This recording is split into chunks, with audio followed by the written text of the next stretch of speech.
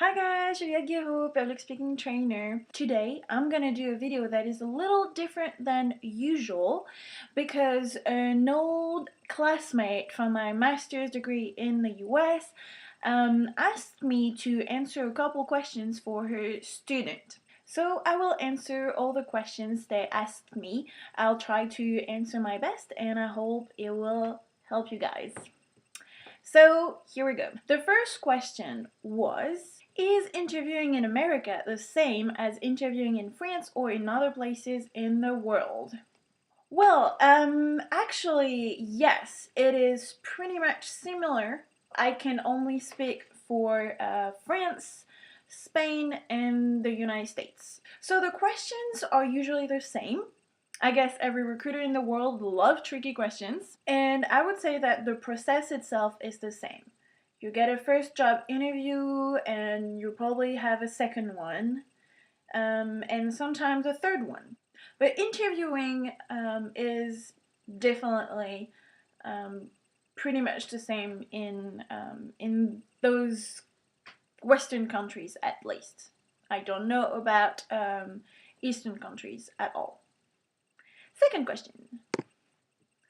If you could have interviewed for a job in any country, where and why? I guess it would be the United States. I have already interviewed in the United States, but going to the United States was my dream, and I was actually very lucky to be able to achieve that dream. So yeah, I guess I'll still say the US. I love the US so much. Third questions. Do other countries seem hesitant to hire someone from a different country? I guess it depends on on which country, because every country has its own government and politics and everything. But I know that in the US, for example, interviewing was not a problem. Getting a job interview was not an issue, but the issue was to get a job. When they realized I only had a year of a work visa and then they had to sponsor me. That's when the problem came. But not during the interview itself. I never had any problems with that. And in Europe, we have different agreements between countries. Fourth question. Being bilingual makes job easier to find, but with other people being bilingual, what's the job availability like? I see it as a skill. For example, you have a degree in accounting, so you're many with that skill. You have competition with other people. So I guess it's the same with being bilingual. You're competing among other people that are bilingual, like an accountant would compete with other accountants. I guess when you're bilingual, you have an advantage on people who are not bilingual, but it's still a skill, like accounting is one or any other skills. Fifth question.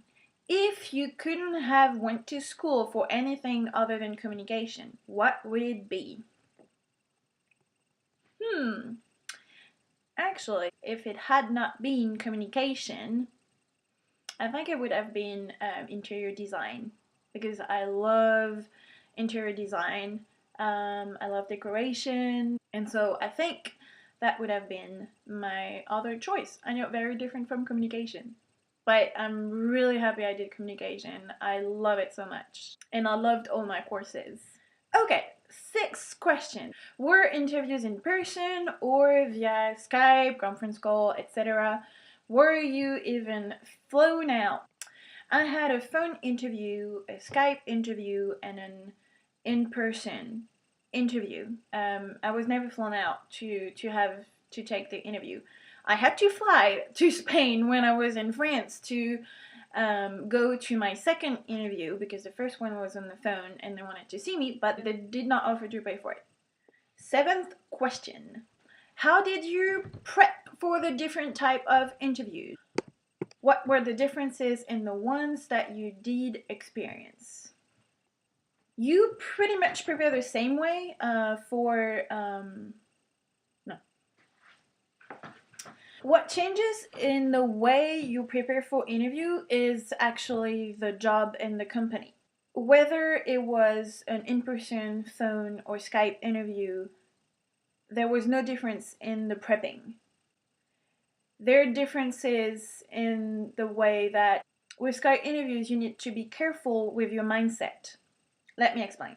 When you actually go in person to a job interview, you have time to prepare yourself. You are actually going there, and then you get to the company, and so you're in the right mindset to have this interview. But when you're on Skype, most of the time you're at home, and so you go from being at home to being at home taking an interview online. So that's why I usually give little advice when it's on Skype. And if you want, I will upload a video on Skype interviews that you can check later. But the advantage of Skype and phone interviews is that you can have cheat sheets. You can have everything in front of you. Like if I put my notebook, for example, and I put it right here in front of me, you don't see that I have a notebook in front of me. So I can just check it out like this and answer the questions and be interacting with the person. So that's why actually phones and Skype interviews are quite nice, because you can have your notes in front of you. Okay, the next question is, how did you prepare for different customs? Did you experience any issues with other countries' cultural norms? I wouldn't say that I had any issues with that, because I had done my research online all the time for each company I applied for. So I had an idea of the culture of the company, and so I guess it also helps with culture itself and customs. I guess the only thing that one time I experienced was not an issue at all, it was more like a difficulty, was that I had a job interview with a company that has offices in the US, but also in Korea. And so for the last job interview, I had an interview with the CEO of this company, and he spoke with an accent. And so me, as being a non-native English speaker, I guess it was a little stressful, but I wouldn't say that was an issue really. I did get the job at the end, so I guess that was not an issue. So yeah, my advice on that would always do research all the time. And every time you have a job interview, you do research on the company. If it's a foreign company, check the customs of this country. It can help. That's definitely something that you need to check out. Okay, next question. Do you feel that being from France has hindered you in any way in other countries? When I talk to my other international friends, I would say that there was a difference.